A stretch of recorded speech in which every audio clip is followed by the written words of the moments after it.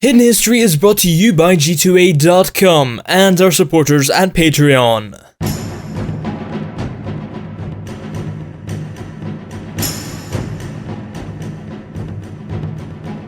Perhaps even more than the film series they are based on, Star Wars Knights of the Old Republic and its sequel The Sith Lords really set out to examine the morals and the beliefs of the Jedi.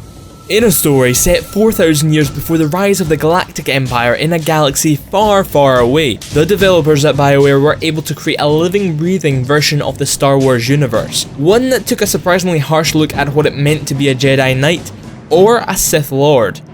Then, in classic BioWare fashion, let the player decide for themselves what path they wanted to go down. Because of that, Knights of the Old Republic managed to make the Jedi more fascinating than ever before. So it only feels right to examine the inspiration behind this ancient order of peacekeeping warriors through the lens of the game. Let's start with the word itself, Jedi. To understand the origins of the word, you have to understand something about Star Wars creator George Lucas. The man is crazy obsessed with Japanese cinema, specifically the work of Akira Kurosawa, who directed classic samurai films like Yojimbo, Hidden Fortress, and most famously, Seven Samurai. In Japan, these types of period piece films were called Jidaijiki, or as it's usually pronounced, Jidaijiki. By taking just the first part of the word, Lucas was left with the mysterious sounding Jedi, using the word as a nod to the group's samurai roots. That's not the only Star Wars word inspired by an Eastern culture though. The Jedi apprentices, called Padawans, get their name from Sanskrit, an ancient and sacred language in India. In the language, the word means learner. This was likely done as a reference to the Jedi's religious devotion to the Force, which bears a strong resemblance to many Eastern religious philosophies. So much so that the Jedi spirituality has actually inspired a real religion, and I'm not even kidding there. Anyway, getting back to the samurai, their similarities to the Jedi go even deeper than you might expect. Sure, there's the obvious stuff.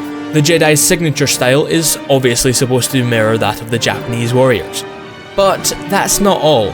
Like the Jedi, the samurai were expected to know far more than just how to fight.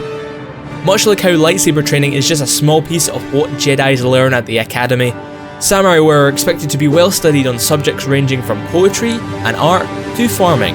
Also like the samurai, the Jedi live by a very strict code that governs the behaviour of the Jedi Order.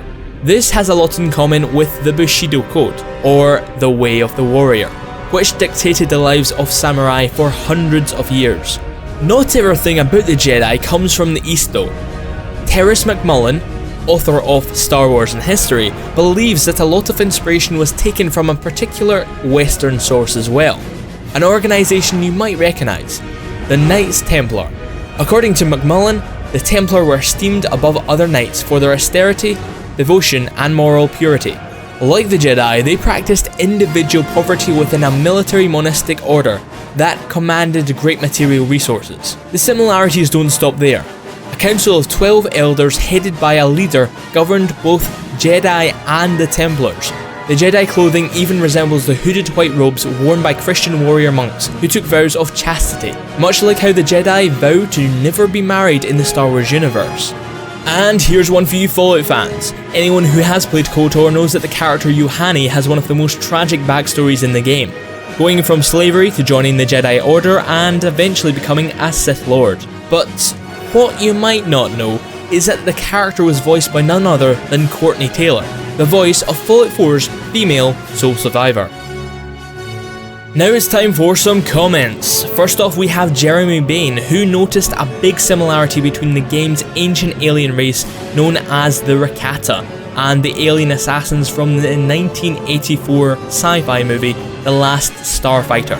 This led commenter Deathwatch Trooper to come in with a very interesting fan theory.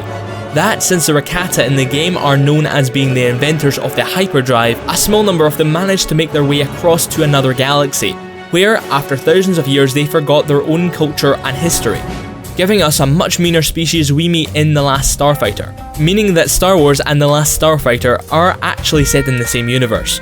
Alright, so maybe that's a stretch, but we do like where your head's at. If anyone has more fan theories, feel free to let us know, and we might just spotlight them on a future episode.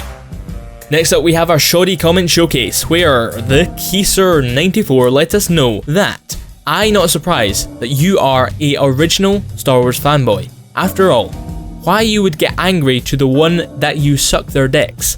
Not really sure what he's trying to put across here, to be honest. I've read this back like 3 times, maybe even more, and I'm still not sure if I should be insulted, or anyone at the Shoddycast should be either. Speaking of comments, I wanted to talk to you about something that came up a lot in the comment section of our last KOTOR video, where we had a ton of commenters asking us why we'd bother talking about the game now that Disney has come out and said it's no longer canon.